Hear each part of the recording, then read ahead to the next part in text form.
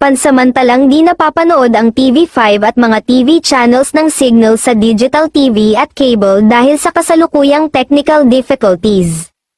Habang tuloy-tuloy pa rin mapapanood ang TV5, One Sports at RPTV sa sumusunod na platforms. Say ng ilang netizens ay baka lalong may iwan sa ratings ang Itbulaga, tila gusto na yata patalsikin ang EB at ipalit ang Willie Show sa noontime show para ipantapat sa show ni Vice Ganda na It's Showtime.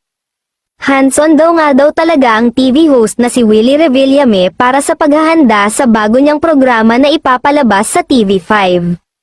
Sa isang episode ng Christopher Minute kamakailan, iniulat ni showbiz columnist Christy Furman na lagi raw nasa set si Willie.